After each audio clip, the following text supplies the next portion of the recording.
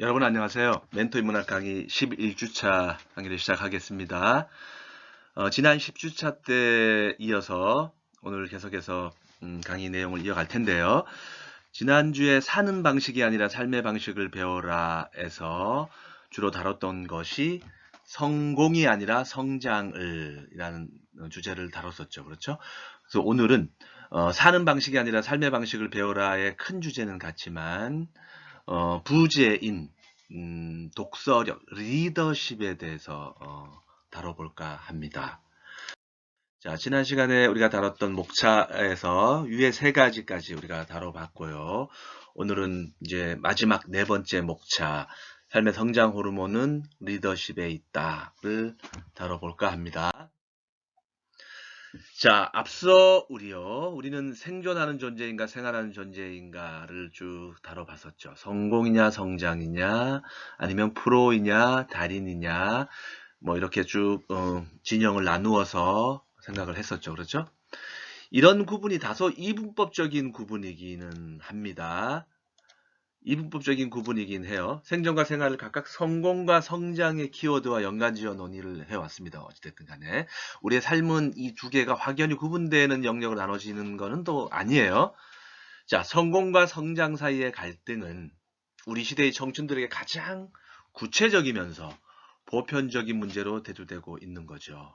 보편적이라는 것은 누구나 다 그런 문제에 봉착한다라는 거고요. 부모님 세대에는 그저 평범한 생활이었던 것이 우리 청춘들에게는 이제 원대한 꿈이, 즉 평범하지 않은 비범한 꿈이 되어버린 시대에 살고 있다는 거고요. 세속적인 출세 경쟁이 주된 삶의 동력이 된 세상이죠. 그렇죠? 그런 세상에서는 우리가 지금 당장 눈앞에 생존이 아니라 생활, 그러니까 현실이 아니라 이상을 요구하기란 쉽지 않은 상황이 되어버린 건 분명합니다. 자, 과연 무엇이 지금 내가 하고 있는 것을 혹은 하지 않으면 안 되는 것을 하도록 충동질하는가, 부추기는가. 자, 이 물음은요, 청춘들이 저마다의 삶의 방식과 방향을 결정하는데 매우 중요한 질문입니다. 자, 내가 진정으로 욕망하는 것이 무엇인지를 제대로 인식할 때, 자아 존재감이라는 삶의 추진력이 생길 것이고요. 이 자아 존재감을 통해서 스스로의 삶에 동기부여를 할 수 있는 그런 시스템이 만들어질 것이기 때문입니다. 자, 그래서 제안합니다. 삶의 궁극적인 목적은 외적 성공이 아니라 내적 성장에 두어야 된다고 말입니다. 자, 그렇게 본다면 우리는 이제 앞으로 질문을 바꿔야 하겠죠. 어떻게 성공할 것인가가 아니고 어떻게 성숙해지고 성장할 것인가로 말입니다. 자, 여러분들 이 삶이라는 글자 상당히 재미있습니다. 자, 보세요. 삶이라는 글자에서 이 R을 밑으로 쭉 내리면 사람이 되지요.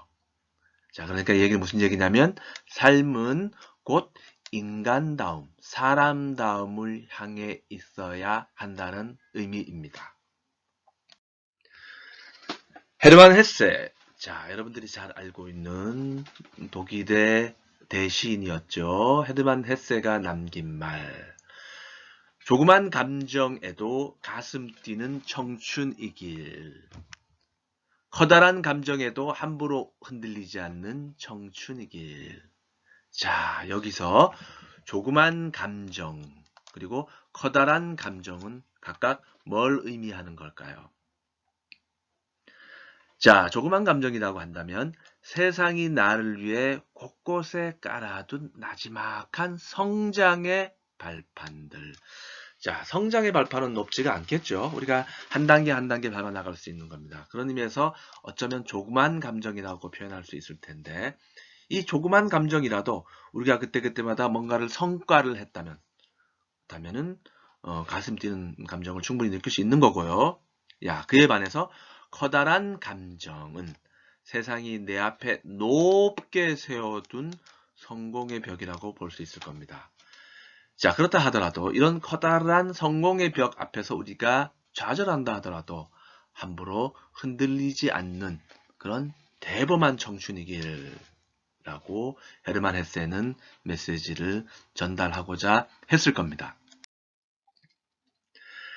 자, 우리가 삶이란 살기 위해서 살아가는 것이 아니라 살기 위해 사는 것이다. 이렇게 몇 번 얘기를 하고 있는데요. 자, 모 일간지 칼럼에서 제가 따온 용어가 뭐냐면 바로 먹고 사니즘이란 말입니다. 먹고 살다라는 말에 우리가 보통 무슨 주의, 뭐 낭만주의, 고전주의처럼 주의라는 의미의 이즘을 붙여서 탄생한 신조어이죠. 뭐 페미니즘 이런 것들도 다 이즘이 붙어서 쓰는 용어입니다. 자, 생존의 핵심 요소인 의식주 해결에 급급하느라 생활을 위한 활동, 이를테면 뭐 예술 활동이나 문화 활동 등 이런 것을 소홀히 하는 삶의 방식. 자, 이거는 먹고 사니즘의 충실한 삶의 방식이라는 겁니다. 물론 자본주의 사회에서요, 먹고 사니즘은 부정할 수 없는 시대 정신이기도 합니다. 누구나 다가 그거는 고민해야 돼요. 먹고 살기 위해서는 무슨 일이든 용인되며 승자 독식의 룰에 무조건적으로 순응해야 살아남을 수 있다는 절박한 인식이 보편화되어 있기 때문입니다. 물론 저는 이거를 긍정적으로 보지는 않아요. 자, 어찌됐든 사실인 건 분명합니다. 승자 독식의 룰에 의해서 이 사회가 진행되고 있죠. 특히나 자본주의 시스템은. 자, 그런 맥락에서 김훈 선생님이 카레의 노래라는 유명한 책에서 이런 말도 했습니다. 자, 이순신 장군이 그렇게 외쳤다는 거죠. 닥쳐올, 앞으로 다가올 한 끼 앞에서 지나간 모든 끼니는 무효다. 자, 그러니까 이 얘기는 무슨 얘기일까요? 우리가 지금까지 배곰지 않게 삶을 살아왔다 하더라도, 그러니까 매일 세 끼씩을 해결해 왔다 하더라도 그 사실이 내일, 앞으로 내 삶의 끼니까지 다 보장해주지는 못한다는 얘기죠. 그러니까 먹고 사는 문제는 우리 인간이 삶을 살아가면서 항상 고민하고 걱정을 해야 하는 부분이라는 것. 그만큼 먹고 사니즘에 절박함이 배어 있다라는 겁니다. 자, 그렇다고 해서 먹고 사니즘을요, 삶의 지침으로 삼는 건 문제가 없는 걸까요? 삶의 어떤 토대, 삶의 철학으로 삼는다는 걸 텐데 이건 문제가 없는 걸까?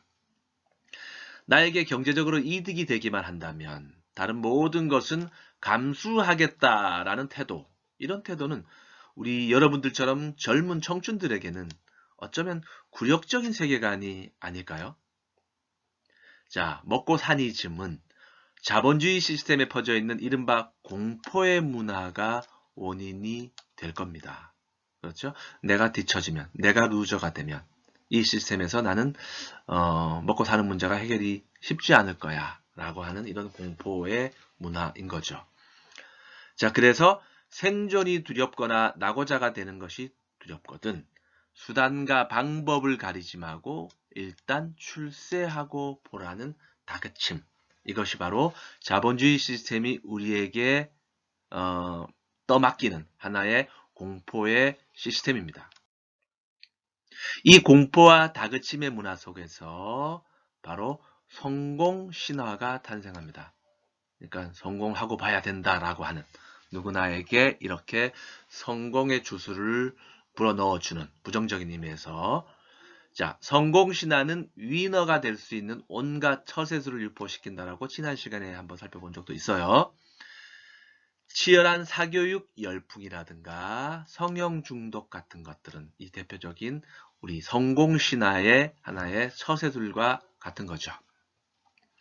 자, 그렇게 본다면 성공이라는 이름의 희망이요. 우리에게는 희망 고문으로 읽힐 수도 있을 겁니다. 여러분들 사교육 열풍 직접 몸으로 체험해 보기도 했을 텐데 그 당사자들은 상당히 고통스러운 과정들이었습니다.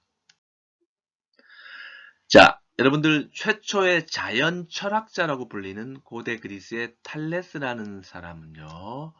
늘 밥만 먹으면 밤하늘의 별을 관찰하거나 낮에는 사색을 하면서 걷기도 했습니다. 낮이고 밤이고 하여튼 하늘을 쳐다보며 걸었던 거죠. 그러다 보니까 우물에 빠지는 경우도 종종 있었다고 해요. 자, 이러한 에피소드는 우리가 지금 논의하고 있는 것과 상당히 밀접한 관련성이 있습니다. 자, 어떤 사람은 이렇게 얘기할 거예요. 자기 발밑, 그러니까 현실도 제대로 살피지 못하는 주제에 하늘, 곧 이상만 쳐다보면 뭐하나 하는 말을 할 수도 있을 테죠. 하지만 그 탈레스가 하늘을 관찰하고 탐구했기에 오늘날 우리가 일식이라고 부르는 천문학적 지식을 유산으로 우리가 받아들일 수 있었던 것이고요. 탈레스에게는 생물학적 궁핍보다는, 배고픔보다는 자신의 삶에서 의미와 가치가 발견되지 않을 때 느낄 정신적인 궁핍, 정신적인 배고픔이 더 두려웠을 것입니다. 자, 그렇습니다. 생존은요, 무언가를 사기 위해 삶을 저당 잡히지만 생활은요, 우리가 일과 잠, 이런 먹고 살기 위해서 어쩔 수 없이 하는 그런 노동을 한 후에 남는 시간을 의미 있게, 문화적으로, 인간답게 활용하라고 비축하는 에너지이기도 합니다. 자, 여러분들 빵과 케이크의 차이 혹시 생각해 봤나요? 빵은요, 단순히 배를 채우기 위한 것이죠. 자, 하지만 케이크는 누군가를 축하해주고, 누군가에게 촛불을 밝혀주고, 누군가를 위해 노래도 불러주고요, 손뼉도 쳐주기 위해 존재하는 것입니다. 분명한 차이가 느껴지죠? 누군가의 궁핍을 해결해 주기 위한 것이 아니고, 누군가와 의미 있는 생활을 공유하기 위한 매개차라는 사실입니다. 빵과 케이크의 차이가 그렇다는 거예요. 자, 그렇게 본다면 진정한 웰빙이라고 하는, 우리가 웰빙이란 말 많이 쓰죠. 참살이라고 번역하기도 해요. 사기 위해 살아가는 것이 아니라, 즉 어떤 소유물을 전제로 하고 목적으로 해서 우리의 삶을 고단하게 피곤하게 하는 것이 아니고, 우리 삶을 보다 인간답게, 즉 문화적인 삶, 아니면 진정한 의미에서의 생활, 성장, 자, 이런 쪽을 위해서 사는 것이라는 자명한이란 말은 분명한 이치를 깨닫는 데서 출발해야 할 것입니다. 이스털린의 역설이라는 말이 있어요. 일정 소득을 넘어서면 행복도는 더 이상 소득에 비례하지 않고 수평선을 유지한다는 이론이에요. 그러니까 물질적 풍요가 행복에 기여할 수 있는 건 한계가 있다는 겁니다. 자, 이러한 맥락에서 마지막으로 여러분께 들려주고 싶은 말은요, 영국 작가 조지 버나드 쇼의 말입니다. 자, 어떤 말을 했냐면, 60살이 되어 20살 시절보다 10배나 부자가 된 사람을 찾기는 어렵지 않다. 그런 사람도 제법 있을 수 있다. 그러나 그런 사람들 누구라도 10배 더 행복해졌다라고 말하지는 못할 것이다. 자, 이게 바로 앞에서 이스털린의 법칙과도 맥을 같이 하는 부분입니다. 우리가 물질적인 것, 소유물들, 이런 것들은 우리에게 행복을 보장해주는 절대적인 조건이 될 수는 없다라는 거. 자, 지금까지 우리 생존과 생활 부분을 조금 더 살펴봤고요. 자, 이제 오늘의 본 주제인 삶의 성장 호르몬은 리더십에 있다. 자, 여기서 리더십이요, 독서력에 있다. 자, 여기서 스페링이 L이 아니고 R이라는 거. 자, 눈여겨봐두고요. 자, 지금까지 우리는 성공이 아니라 성장, 생존이 아니라 생활을 지향하는 삶의 방식에 대해서 논의해 왔습니다. 어쩌면은요, 우리가 지금까지 다뤄온 수많은 강연 주제들이 있었죠? 1주차부터 쭉 다뤄왔던 그런 모든 주제들도 결국에는 어쩌면 우리가 뭐 피로사회나 힐링사회나 재미와 의미나 아니면 모방 욕망을 극복하자라든가 이런 모든 얘기들은 사실 온전한 삶의 방식을 모색하기 위한 치열한 질문의 과정들이기도 했을 겁니다. 자, 의미 있는 삶과 가치 있는 삶이 만들어내는 풍경을 들여다보려고 했고요. 끊임없이 자기 배려와 힐링의 가치를 환기시키려 했습니다. 환기라는 말은 상기, 기억하다는 거 다시 이렇게 기억에 올리는 걸 환기라 그래요. 자, 그러는 가운데 인문학의 역할과 효용성에 주목해 왔죠. 자, 이제는 이 모든 것의 자양분이자 성장 호르몬이라 할 수 있는 독서력의 중요성에 대해 다뤄볼까 합니다. 지도력을 의미하는 리더십이 아니고요. R입니다. 리더십이란 단어. 자, 독서의 중요성과 관련해서 미국의 전 대통령인 해리 트루만은 이런 말을 했습니다. 모든 리더가, 자, R이고요. 리더, L인 리더가 되는 것은 아니다. 하지만 모든 리더는 리더가 되어야 한다.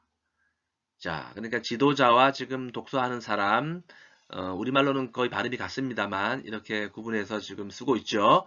중요한 것은 독서력을 갖춘, 독서하는 자세를 갖춘 사람이야말로 리더의 필요 충분 조건이 된다라는 말이죠. 자, 지도력은요, 결국 독서력으로 귀결됩니다. 세상을 리드하려면 먼저 세상을 읽어내야 할 테니까 말이에요. 여러분들 책을 읽는다는 것은요, 보편적으로는 시대의 흐름을 읽어내는 것을 의미하고요. 구체적으로는 인간과 사회의 표정을 읽어내는 행위입니다. 타인의 존재 방식, 다른 사람들이 어떻게 삶을 살아가는가 하는 그 존재의 방식들, 그리고 어떻게 생각하는가 하는 사고 방식을 경험하고 그것을 이해하려는 노력을 통해 결국 그와 친구가 되는 것을 의미하죠. 자, 그런 의미에서 독서를 우리는 인문학의 근육이라고 부를 수도 있을 겁니다. 신체 근육이 우리의 몸에 필요한 에너지의 저장고이자 혈액순환에 중요한 역할을 하듯이요. 독서 또한 인문학의 활력과 신진대사를 위해 꼭 필요한 요소라는 사실을 우리는 기억해야 될 겁니다. 자, 그렇다면 사람들은 왜 책을 읽는 걸까요? 자, 다양한 이유에서 저마다 책을 읽을 텐데요. 어떤 이들은 지식과 교양을 쌓기 위해서 읽을 거고, 누구는 힐링과 치유를 하기 위해서 읽을 겁니다. 또 다른 누군가는 그저 무료함을 달래기 위해서, 무료함이라는 건 뭐죠? 심심함, 따분함, 이런 것들을 달래기 위해서일 수도 있습니다. 자, 그런데 여기서 소크라테스의 말 한마디 듣고 가보죠. 소크라테스는 독서는 남이 고생한 것을 활용해 자기를 개선할 수 있는 가장 손쉬운 방법이다. 자, 어떻습니까? 독서의 효용성을 아주 명쾌하게 정리해 준 말이라고 저는 생각이 들어요. 남이 고생해서 책을 한 권 썼겠죠. 그렇죠? 몇 년이 걸립니다. 저도 책을 많이 써봤지만 책을 쓰려면 짧게는 1년, 많게는 2, 3년 걸리기도 해요. 자, 그거를 우리는 마음 잡으면 한 2, 3일 만에 책을 한 권 읽을 수 있겠죠. 그렇게 됨으로써 그 누군가가 써놓은 그 책 속의 지식을 내 거화 시킬 수 있다는 거죠. 가장 손쉬운 방법입니다.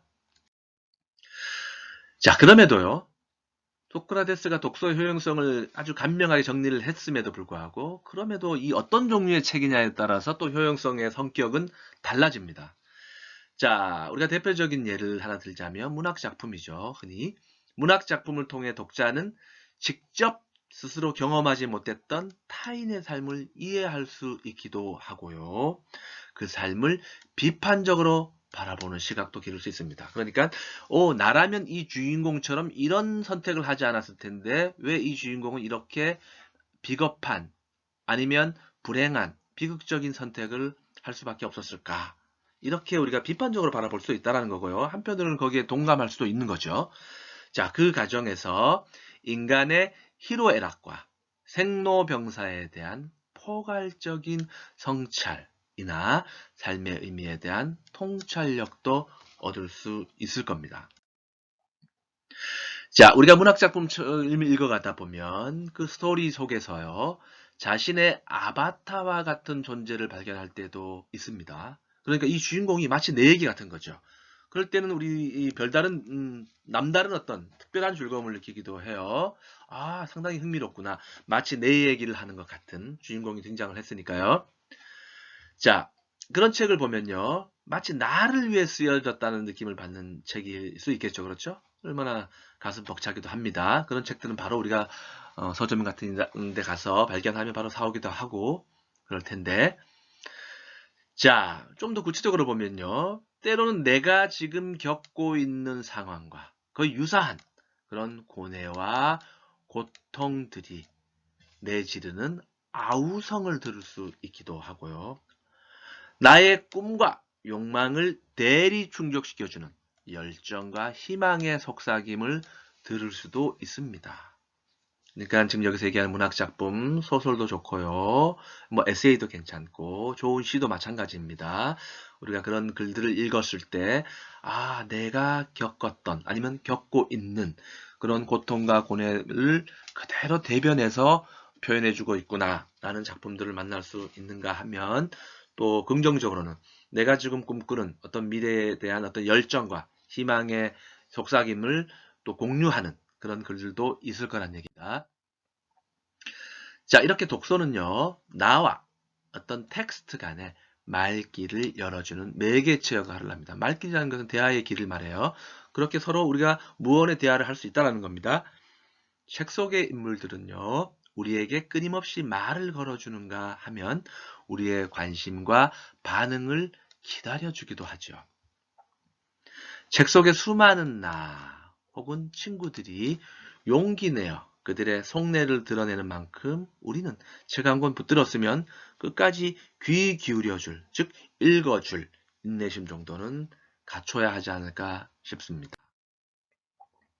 자, 그렇다면 세상의 모든 책들이 우리의 벗이 되어주는 걸까요? 반드시 그렇진 않아요. 수업 시간에 이런 질문을 한 학생들이 제법 있었습니다. 저는 이렇게 대답을 합니다. 친구를 예를 들어서 대답을 하죠. 친구에도 여러 종류가 있죠. 만나면 마냥 재미있는 친구가 있기도 하고요. 재미는 없지만 의미 있는 친구, 조언을 해주는 친구가 있고요. 또 그야말로 재미와 의미의 차원을 떠나서 내 앞에 딱 앉아있는 그 존재만으로도 아주 나한테 도움이 되는 그런 친구가 있죠. 그 존재만으로도 나를 응원해주고 격려해주는 이런 친구들이 있습니다. 그 존재감만으로요. 이런 친구들을 보통 우리가 소울메이트 같은 친구라고 하는, 영혼이 교차하는, 교류하는 그런 친구들인 거죠. 저는 책도요, 이와 유사하다고 생각이 듭니다. 좋은 책은요, 어떤 그 책을 쓴 저자와 술 한잔 했거나 아니면 술을 못하는 사람 같은 경우에는 차 한잔 했다라고 하는 느낌이 드는 이런 어떤 이런 책들이 좋지 않을까 싶습니다. 그러니까 단순히 읽었다기보다는 어떤 진솔한 대화를 나누었다라는 생각이 드는 책, 이런 것들이 좋지 않을까 싶고요. 이런 표현을 조금 고급스럽게 하자면 영혼의 심전도를 울리는 책이다. 우리가 보통 심전도라고 하면은 심장 검사를 할 때 심전도가 어떻다, 심전도 검사를 하는데 이거는 영혼의 심전 떨림을 주는 거라는 거죠. 그래서 아인슈타인이라는 학자, 유명한 우리 물리학자는요, 이런 말을 했습니다. 나는 맥주 대신 칸트, 독일 철학자 칸트의 순수 이성 비판에 취하겠다. 자, 맥주 한 잔에 맥주에 취하는 것도 좋지만 물론 나는 이 책 한 권에 취해보겠다라고 얘기할 정도였으니까요. 자, 좋은 책은요, 우리의 마음을 달래주고 영혼을 살찌우는 보약과도 같습니다. 그래서 너무 이성적인 것만을 강조하는 것도 문제이고요. 또 너무 또 이렇게 어떤 전문적인 지식만 주는 것도 사실은 뭐 물론 전공의 영역에 따라서는 다를 수 있겠지만 우리가 거기에서 영혼의 떨림을 경험하지는 않거든요. 그래서 우리가 이른바 약간 어려운 말로 심미적 이성을 일깨워준다라고 하는데, 자, 심미적 이성이라는 것은 이 성찰을 통해서 내 내면의 아름다움을 가꾸어 가는 것을 말합니다. 그러니까 이런 거는요, 단순한 재미나 딱딱한 지식만으로는 빚어낼 수 없는 마음의 향기 같은 것이죠. 좋은 책도 이렇게 내 내면의 아름다움을 이렇게 가꾸어 줄 수 있는 그런 책들이라는 거죠. 마음의 향기는요, 마음의 텃밭이 풍요로울 때 그윽해집니다. 자, 이 마음의 텃밭을 우리는 교양이라고 부를 수 있을 거예요. 자, 교양이라는 거. 교양이라는 마음의 생태계를 건강하게 유지하는데 독서는 절대적이라는 거고요. 여러분들, 교양이라는 말은 제가 한때 공부했었던 독일어에서 어원이 시작되고요. 독일어에 이렇게 생긴 단어 빌둥에서 왔습니다. 이 단어는 자아 형성이라는 의미를 가지고 있어요. 그러니까 교양은 폭넓은 지식이라기보다는요, 자아 실현과 자기 수양에 더 가까운 말이죠. 그래서 대학에 있어서 전공도 중요하지만 교양도 상당히 중요한 겁니다. 여러분들이 지금 듣고 있는 이런 과목들도 다 교양인 거죠. 그러니까. 자, 교양이 존재하는 것은요, 책을 한 권 읽은 다음에 그 저자의 머릿속이 아니로 그 다음에는 바로 독자에게 넘어옵니다. 우리가 책을 읽고 난 뒤에 우리의 마음속, 우리의 생각 속에 그 교양이 고스란히 남겨져 있어야 되는 거죠. 그러니까 이 얘기는 무슨 얘기냐면 작가가 전하고자 하는 책의 내용, 작가가 어떤 의도로 이 책을 썼던 그것도 중요하지만 더 중요한 것은 그 책을 읽고 난 다음에 독자로서 우리가 어떻게 느끼고 읽었는가가 더 중요하다는 거죠. 그래서 이런 말이 있습니다. 어떤 책이든 그 책을 읽은 독자 수만큼이나 다양한 의미와 해석의 책들이 존재한다. 이런 말들이 가능한 겁니다. 자, 새로운 책 한 권은요, 새로운 세상과도 같습니다. 인간이 자연에게서 거저 얻지 않고 스스로의 정신으로 만들어낸 수많은 세계 중에서요, 가장 위대한 것은 바로 책의 세계에 있다라고 한 앞서 얘기한 헤르만 헤세의 말도 이런 맥락인 겁니다. 인간이 자연에게서 거저 얻지 말고 자연스럽게 그냥 있는 그대로 얻지 않는 것. 책은 누군가가 인간이 써야 되니까 자연스럽게 생겨난 건 아니죠. 누군가의 정신이 만들어낸 거죠. 그런 누군가의 정신이 만들어낸 많은 작품들, 많은 것들 중에서 가장 위대한 것이 바로 책의 세상이라는 겁니다. 자, 그렇게 본다면 다양한 세상을 경험하는데 동반자가 되어줄 가장 진지하고 친절한 멘토는 다름 아닌 우리가 고전이라고 부르는 그러한 좋은 작품들이 될 겁니다. 고전은요, 시대를 초월해서 새로운 독자를 만날 때마다 새로운 이야기를 건네주는 맞춤형 조언자 역할을 합니다. 그러니까 그 책을 읽는 사람에 따라서 그 책을 읽는 사람의 마음 상태에 따라서 새로운 조언들을 각기 다른 맞춤형 조언들을 줄 수 있다는 거죠. 고전은요. 앞서 살았던 인생 선배들의 숱한 조언과 충고가 고스란히 축적되어 있는 거대한 인생 상담소 같은 역할을 하기도 합니다. 그렇죠? 우리가 어떤 일에 지금 상실감을 느끼고 있는 상황이라고 한다면 누군가가 돌아가셨다든가 아니면 사별을 했다고 했을 때 내 키우던 반려견이 생을 다했다고 했을 때 우연히 들게 된 어떤 책 속에서 그와 유사한 경험을 한 어떤 인생 선배들이 어떤 하나의 나름의 극복 방안을 제시했다고 한다면 나는 이렇게 이걸 극복했습니다. 이렇게 써 있다고 한다면 아 저런 방법도 있구나. 이렇게 우리는 그 이름도 모르고 얼굴도 모르는 인생 선배들이 경험했던 앞서 경험했던 그 노하우들을 우리가 전수받을 수 있다는 거죠.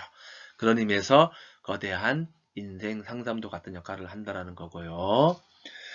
자, 고전에 등장하는 고전이라고 일컫는 그 수많은 작품들 그 속의 주인공들은요. 자, 험난한 환경에서 무사히 생존하고 생활해온 위대한 멘토들입니다. 자, 그들이 전해주는 생생한 목소리들. 자, 그 목소리들 안에는요, 사랑과 운명의 인류학도 들어있고요, 행복과 불행의 대서사도 들어있습니다. 이걸 우리에게 고스란히 전수해 주는 거죠.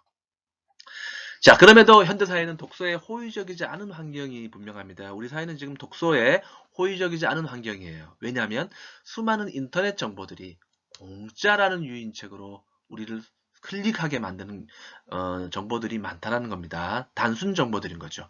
저는 이거를 클릭하는 식물인간이라고 얘기를 했는데 자 그러다 보니까 우리가 짧게 거기에서 영혼의 떨림을 경험하는 경우는 드물어요. 자 그래서요 독서에는 기계적인 손길 빨리빨리 눌러버리고 넘겨버리는 그런 손길보다는 기계적인 거죠. 반복적인 눈길이 더 필요합니다. 일단 여기서 반복적이고 눈길이 필요하다는 얘기는요. 우리가 좋은 고전은 여러 번 반복해서 볼수록 새록새록 다른 의미가 느껴지기도 해요. 또 나이에 따라 다릅니다. 20대 때 읽었을 때와 30대 때, 50대 때 읽을 때가 다 느낌이 다른데 이렇게 반복적으로 우리가 볼 수 있는 책들, 이런 게 바로 고전입니다. 누군가와 우리가 진정한 친구가 되기 위해서는 단 한 번만에 딱 결정하진 않죠. 몇 번이고 만남의 과정을 거치죠. 그런 것처럼 좋은 책과의 진솔한 대화를 위해서는요, 극히 바라봐주는 눈길이 필요하다는 겁니다. 자, 마지막 슬라이드입니다. 요즘 여러분들 욜로족이란 말 많이 쓰지요. 노력의 결실이 보장되지 않고 미래가 불투명하다고 여기는 젊은 세대들의 세계관이라고 많이들 얘기하지만 그렇게 마냥 부정적이고 냉소적인 거 말은 아니에요. 자, 더 중요한 건 바로 이런 내용입니다. 지금 이 순간을 소중히 여기고 나를 사랑하려는 긍정의 메시지가 담겨 있는 말이기 때문이죠. 욜로라는 건 뭐죠? 인생 어차피 한 번뿐인 것 의미 있고 소중하게 쓰겠다 이런 거잖아. 그렇죠? 자, 그런 점에서 독서는 욜로족들과 궁합이 잘 맞아 보입니다. 나의 삶을 온전하게 채우고 나를 위로하며 나를 치유해 줄 수 있는 한 권의 책. 이것이야말로 욜로 문화의 진정한 응원군이 될 거예요. 자, 또 하나의 중요한 말, 우리는 우리가 읽는 것으로 만들어진다는 말이 있습니다. 자, 지금 여러분들이 읽고 있을 책들, 요즘 코로나19 사태로 댁에서 책들을 많이 읽을 기회가 있을 텐데 지금 읽고 있는 책들, 이 책들이 바로 5년 혹은 10년 후에 여러분들의 모습을 결정할 것이라는 사실 꼭 기억하기 바랍니다. 바로 독서의 중요성을 의미하는 겁니다. 자, 오늘 수업은 여기까지 하고요. 오늘도 열심히 들어줘서 고맙습니다. 다음 시간에 보도록 하지요.